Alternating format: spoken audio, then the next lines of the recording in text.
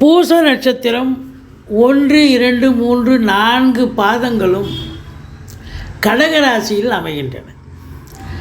இந்த பூச நட்சத்திரத்தில் பிறந்த கடகராசி அன்பர்கள் இந்த 2024 புத்தாண்டு எப்படி இருக்க போகுது அப்படின்னு பார்க்க போகிறோம். இந்த பூசம் கடகம், அதாவது பூச நட்சத்திரத்தினுடைய அதிபதி சனி பகவான், இது அமரும் அதை இருக்கும் இடம் பார்த்திங்கன்னா கடகம். கடகராசினுடைய அதிபதி சந்திர பகவான். இந்த 2024 எப்படி அமையப்போகிறதுன்னு பார்க்கலாம் வாங்க. கடகராசி காலபுருஷனுக்கு 4வது ராசி. புனர்பூசம் 4ஆம் பாதம், பூசம் 1, 2, 3, 4 பாதங்கள், ஆயில்ய நட்சத்திரம் 1, 2, 3, 4 பாதங்கள் உள்ளடக்கியது. சந்திர பகவான் ஆட்சி பெறும் வீடு. இந்த நட்சத்திரங்களில் பிறந்தவர்களுக்கு, இந்த கடகராசியில் பிறந்த அன்பர்களுக்கு இந்த 2024 எப்படி இருக்க போகுது? ரொம்ப சிறப்பாக இருக்குங்க. இந்த கடகராசி பொறுத்தவரையிலையும் ஒரே ஒரு மைனஸ் என்ன அப்படின்னு பார்த்தீங்கன்னா, அஷ்டமத்து சனி தான் மைனஸ். மற்றபடி உங்களுக்கு ஒரு யோகமான ஒரு காலம் அப்படின்னே சொல்லலாம். சனி பகவானை எடுத்துக்கிட்டிங்கன்னு சொன்னால், அவர் கும்பத்தில் இருக்கிறார். மூலத்திரிகோண வீடு, ஆட்சி வீடு. இந்த கடகத்துக்கு 8ஆம் வீடாயிடும், அஷ்டமம். அப்போது அஷ்டமத்து சனியினுடைய வேலை செய்வார். எங்கே போனாலும் காரியம் ஆகாது, எங்கே போனாலும் வேலையை, ஒரு நல்ல வேலையை எடுத்துகிட்டு போக முடியாது.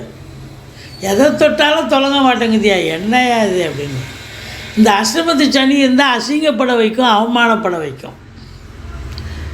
வேலை பார்க்குற இடத்துல, தொழில் பண்ணுற இடத்துல, நட்பு வட்டாரத்தில் என்ன அவமானம், என்ன அசிங்கம் கேட்கலாம். நீங்கள் ஒன்றும் இல்லை, நீங்கள் போய் போலீஸ் ஸ்டேஷன் போகணும், கோர்ட்டுக்கு போகணுன்னு அவசியம் கிடையாது. உங்களால் நீங்கள் போனீங்கன்னு சொல்லத்தால வேறு யாரோ தெருவில் சண்டை போட்டுப்பாங்க, அதை நீங்கள் வேடிக்கை பார்ப்பீங்க. உங்களை சாட்சிக்கு எடுத்து போடுவாங்க, உடனே போலீஸ் ஸ்டேஷன் கூப்பிடுவாங்க. கோர்ட்டுக்கு உங்களை சாட்சியாக போட்டதால் அங்கெல்லாம் கூப்பிடுவாங்க. பாருங்கள், யாரோ சண்டை போட்டதுக்கு நீங்கள் சும்மா வேடிக்கை பார்த்தது உங்களுக்கு பிரச்சனையை தந்தது.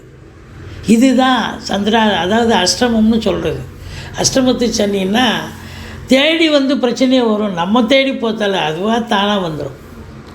அதனால் நீங்கள் எல்லா இடத்துலையும், வேலை பார்க்குற இடத்துல, தொழில் பண்ணுற இடத்துல, லாவாதேவி பண்ணுற இடத்துல, சொந்தக்காரங்கிட்ட, அதுவும் ரொம்ப உறவுக்காரங்கிட்ட ரொம்ப எச்சரிக்கையாக இருக்கணும், ரொம்ப ஜாக்கிரதையாக இருக்கணும். இல்லைன்னா உங்களுக்கு அவப்பெயர் விடும், அசிங்கம் அவமானங்கள் ஏற்பட்டு விடும். சிலருக்கு ஜனனகால தசாபுத்தி சரியில்லை அப்படின்னும் பொழுது இப்போது அதுக்கான சில தண்டனைகள் கூட பெறக்கூடிய காலகட்டமாக கூட அமையலாம். இது அதிகபட்சமாக சொல்கிறேன் என்று நினைக்க வேண்டாம். எச்சரிக்கையாக இருந்தீர்கள் என்று சொன்னால் பலருக்கு பார்த்து போங்கன்னு சொல்கிறோம். அப்போ அது உங்களுக்கு ஒரு விழிப்புணர்ச்சி இருக்கு இல்லையா, அது மாதிரி தான். அதனால் இந்த சனி பகவான் பொறுத்தவரையிலையும் இந்த கடகராசிக்கு தீய பலன்களை மட்டுமே தரப்போகிறார் இந்த ஓராண்டு காலமும். ஆனால் மற்ற கிரகங்கள் உங்களுக்கு அதனுடைய ஆளுமை எப்படிது சிறப்பாக இருக்குது. மற்ற கிரகங்களால் நன்மை நடக்கப் போகிறது. சரி, வாட்டை போட்டு ராகு கேது. ராகு பகவான் 9ஆம் இடத்துல இருக்கிறார். இந்த 9ஆம் இடத்துல ராகு வந்துச்சின்னு சொன்னால், இந்த கடகராசி அன்பர்கள் படிப்பு முடிச்சுட்டேன், வெளிநாட்டுக்கு வேலைக்கு போகணும் முயற்சி பண்ணிகிட்ருக்கேன், இல்லை வெளிநாட்டில் போய் தொழில் பண்ணணும், இல்லை ஒரு கல்வி பிடிச்சேன்னா ஹையர் ஸ்டடீஸ் வெளிநாட்டுக்கு போகலான்னு இருக்கேன். ஏன்னா 9ஆம் இடங்கிறது ஹையர் ஸ்டடீஸ்னு கூட சொல்லலாம். ஸோ அப்போது கண்டிப்பாக இந்த ராகு பகவான் உங்களுக்கு ஜனனகால தசாபுத்தி அடிப்படையில் நீங்கள் வெளிநாட்டுக்கு போகணும்னு நினச்சா இப்போ அது கண்டிப்பாக உங்களை வெளிநாட்டுக்கு அனுப்பி வைத்து விடும் இந்த ராகு பகவான். அப்போ தொழில் பண்ணவோ, உத்தியோகம் பண்ணவோ, இல்லை உயர்கல்விக்காகவோ, உங்கள் அபிலாஷை என்னவோ, நீங்கள் எதற்காக காத்திருக்கிறீர்களோ அந்த அபிலாஷை நிறைவேறும். ராகு பகவான் சிறப்பாக செய்வார். ஆனால் 9ங்கிறது தகப்பன் ஸ்தானம். தகப்பனுக்கும் உங்களுக்கும் கருத்து வேறுபாடு வரும். தகப்பன் வழி சொந்தங்களால் உங்களுக்கு பிரச்சனைகள் வரும். கொஞ்சம் எச்சரிக்கையாக இருக்க வேண்டும். அப்போ இந்த ராகு பொறுத்தவரையிலையும் நன்மைகள் செஞ்சாலும் தீமைகளும் செய்யக்கூடிய ஒரு அமைப்பு இருக்குது அப்படின்னு சொல்கிறோம். அடுத்தது கேது பகவான். இந்த கேது பொறுத்தவரையிலையும் 3ஆம் இடத்துல கேது இருக்கிறார். 3ஆம் இடம் அப்படின்னு சொன்னாலே முயற்சி ஸ்தானம். அந்த ஸ்தானத்தில் போய் கேது உட்காண்டிருக்கார். சகோதர பாவம் எப்பவுமே 3, 6, 11 ராகு கேதுக்கள் அமர்ந்தால் அமக்கலமான பலனை தருவார். இப்போ ராகு உங்களுக்கு 50% தான் பலனை தருவார். ஆனால் கேது பகவான் 100% வெற்றி வாய்ப்பை தருவார். இந்த 3ஆம் இடத்துல கேது இருந்து அவங்களுக்கு நிறைய நன்மைகள் நடந்ததை நான் கண்கூடாக பார்த்துருக்கேன்.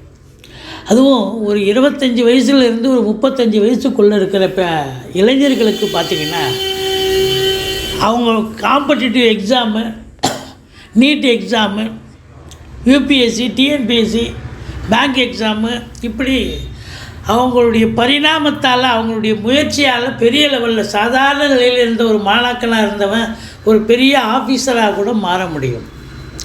அது 3ஆம் இடத்து கேது பகவான் உங்களுக்கு அப்படி ஒரு அளப்பரிய ஒரு பலனை தந்து விடுவார். அப்படியே உங்களை ஒரு திருப்பி போடுவார். இந்த குரு பார்வை வேறு வரப்போகுது உங்களுக்கு 8 மாதத்துக்கு அப்புறம். முதல் 4 மாதம் தான் குரு பார்க்கல. மே மாதத்துக்கு பிறகு பார்த்தா குருவே பார்க்குறார்.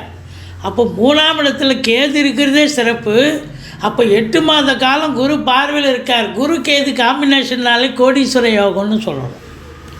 பிஸ்னஸ் பண்ணுறவங்களுக்கெல்லாம் அந்த கோடீஸ்வர யோகத்தை அள்ளி கொடுத்துருவார்.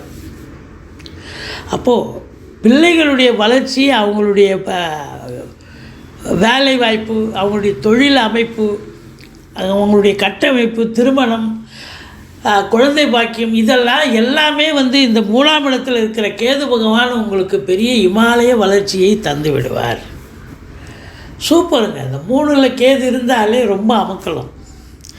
ஆனால் ராகு உட்காந்து 9ல் உட்காந்துருக்காருன்னு சொன்னால் இந்த தொழில் பண்ணுறவங்க நம்பி கடன் வாங்கி தொழிலில் போட்டுறாதீங்க. பார்த்து போடுங்க. செய்யலாமா செய்யக்கூடாது. அந்த ராகு பிரம்மாண்டத்தை கொடுத்துருவார். அதனால் எச்சரிக்கையாக இருங்க. கேது நல்லதே செய்வார். அடுத்தது குரு பகவான். குரு பகவான் பொறுத்தவரையிலையும் பார்த்திங்கன்னா உங்களுக்கு 10ஆம் இடத்துல குரு. இது 4 மாத காலம்தான் இருக்க போகிறார். 120 days எக்ஸாக்ட்லி. அப்போ 10ஆம் இடத்துல குரு அப்படின்னா பதவி பறிபோகும், பதவி ஆட்டங்காணும், அந்தணன் தனித்திருக்கையில் அவதிகள் மெத்த உண்டுன்னா. அப்போ தனித்த குரு நிச்சயமாக பிரச்சனையே நிறைய கொண்டு வருவார். ஏன்னா இவ்வளோ நாளாக ராகுவோடு சேர்ந்து இருந்தார். இப்போ ராகு போயிட்டாரா மீனத்துக்கு, இப்போ தனியாக தான் இருக்கிறார் அவர். அப்போ 10ஆம் இடத்துல குரு நல்லா உங்களை போட்டு ஒரு உழுக்குவார். வேலையில் நல்லா போயிட்டுருக்கோம், திடீர்னு உங்களை தூக்கி எங்கேயாவது லாங்கில் ரிமோட்டில் ட்ரான்ஸ்ஃபர் போட்டுருவாங்க. இல்லை வேலையில் சாதாரண நிலையில் இருக்கும், அது பார்த்தா பெரிய பிரச்சனைன்னு சொல்லி அதை வேலையை விட்டு தூக்கிற அளவுக்கோ, இல்லை அப்படி ஒரு ட்ரான்ஸ்ஃபர் போகிறதோ, இல்லை வேலையை விட்டு எடுக்கிறதுக்கூடிய ஒரு நிலையோ, பதவி இழப்பு, இல்லைன்னா ப்ரமோஷனை டீப்ரமோஷன் கூட நடக்கும். இந்த குரு பார்த்துருக்கோம். அந்த குரு 10ல் குரு வந்தால் இல்லைங்க இது டீப்ரமோஷன் பண்ணிட்டாங்க அப்படின்வாங்க. பதவி உயர் வாங்கியிருப்பார். உடனே பார்த்தா அவருக்கு ஏதோ ஒரு ராங் எதுவில் இன்ஃபர்மேஷன்லாம் அவருக்கு பதவி உயர் கொடுத்துட்டாங்க, அது இப்போது கண்டுபிடிச்சி அதை இது பண்ணிட்டோம் அப்படி சொல்லுவாங்க. அது 10ஆம் இடங்கிறது கொஞ்சம் பிரச்சனையான இடம். குரு எந்த அளவுக்கு கெடுப்பார், தொழிலையும் கெடுப்பார். தொழில் பண்ணுற இடத்துலையாவது நல்ல வருமானம் பார்த்திங்கன்னா பெருசாக ஒன்றும் வருமானத்தை கொடுக்க மாட்டார். தொழில் பண்ணுற இடத்தையும் கெடுப்பார். அதுலேயும் 10ல் குரு இருக்குன்னா அந்த அரசு உத்தியோகத்தில் இருக்கிறாங்க பாருங்கள், அவங்களுக்கெல்லாம் இது மாதிரி தான் அந்த ட்ரான்ஸ்ஃபர் சொல்கிறோமே, ட்ரான்ஸ்ஃபர் போஸ்டிங்கு, வேலையில் பிரச்சனை, இல்லை மெமோ வாங்கிறது, இது மாதிரி ஏதாவது ஒரு பிரச்சனையை கொண்டு வருவார். ஒரு இன்க்ரிமெண்ட்டு கட்டுங்க உங்களுடைய நடவடிக்கையால் அப்படின்னு சொல்லிட்டு ஒரு இன்க்ரிமெண்ட் கட் பண்ணுவாங்க. இப்படி ஒரு அரசு உத்தியோகமோ தனியார் துறையில் இருக்கிறவங்களுக்கு இது மாதிரி நிகழ்வுகள் நடக்கும் இந்த 10ல் குரு வந்தால். அடுத்தது பார்த்தேன்னு சொன்னால் ஸ்தான பலத்தை பார்த்துட்டோம். 10ல் குருவுக்கு ஸ்தான பலம் இல்லை. பட் இருந்தாலும் பார்வை பலம் அப்படின்னும் பொழுது உங்களுக்கு அங்கேருந்து எங்கே பார்க்க போகிறார், 2ஆம் இடத்தை பார்க்க போகிறார். என்னதான் இருந்தாலும் தொழில் டென்ஷனாக பண்ணாலும் இல்லை உத்தியோகம் பண்ணாலும் ஓரளவுக்கு வருமானம் வரும். ஏன்னா குடும்பஸ்தானத்தை குரு பார்க்குறார், தனஸ்தானத்தை அந்த 10ல் இருக்கிற குரு பார்த்துடுறார்.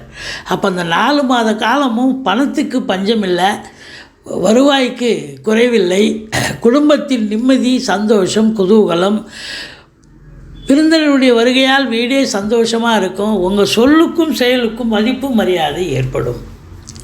ஆரம்ப கல்வி பயிலும் மாணவ செல்வங்கள் நல்லா படிப்பாங்க இந்த 2ஆம் இடத்தை பார்க்குறதால. அதுக்கப்புறம் பார்த்தீங்கன்னு சொன்னால் 4ஆம் இடத்தை குரு பார்க்குது. இந்த 4ஆம் இடத்தை குரு பார்த்தா தாய்க்கும் தாய் வழி சொந்தங்கள் உங்களுக்கு அனுசரணையாக இருப்பார்கள். ஒரு சிலர் வண்டி வாகனங்கள் வாங்குவீங்க, ஒரு சிலர் மாற்றி அமைப்பீங்க, பழசை வச்சுட்டு புதுசு வாங்குவீங்க, இல்லை 4 வீலரே வாங்குவீங்க. இடம் பூமி ஏதாவது அதில் இன்வெஸ்ட் பண்ணக்கூடிய ஒரு நிலை இருக்கும். பிள்ளைகளுடைய கல்விக்காக செலவு பண்ணுவீங்க, அது சுப செலவாகத்தான் அமையும். சரி, இது 4ஆம் இடம். அடுத்தது சுகஸ்தானம்னு சொல்லக்கூடிய இடங்க. அப்போ சுகஸ்தானத்தை குரு பார்க்குறாரு. அப்போ இந்த கடகராசி என்பவர்கள் அஷ்டமத்து சனி வந்தாலும் பிரச்சனைகள் சந்தித்தாலும் நல்ல சுகவாசியாக இருக்க போகிறீர்கள் இந்த முதல் 4 மாதம். அடுத்தது 6ஆம் இடத்தை பார்க்க போகுது. இந்த 6ஆம் இடம் எதிரிகள் ஓடி ஒளிவார்கள், கடல் சுமை படிப்படியாக குறையும். வெளிநாடு போகணும்னு நினைக்கிறவங்க தாராளமாக போகலாம். இந்த 4 மாத காலகட்டத்தில் இந்த குரு பகவானும் உங்களுக்கு உறுதுணையாக இருந்து வெளிநாட்டுக்கு அனுப்பி வைப்பார். அப்போது மே மாதத்துக்கு பிறகு குரு பயிற்சி நடக்க இருக்கிறது. மே மாதம் 1ஆம் தேதி குரு ரிஷபத்துக்கு வந்துடுறாரு. அப்போ அது 11ஆம் இடம், சூப்பரான ஒரு இடம். எவ்வளோக்கு எவ்வளோ கெடுத்தாரோ அந்த குரு பகவான் இப்போ அவ்வளோக்கு அவ்வளோ கொடுப்பார்.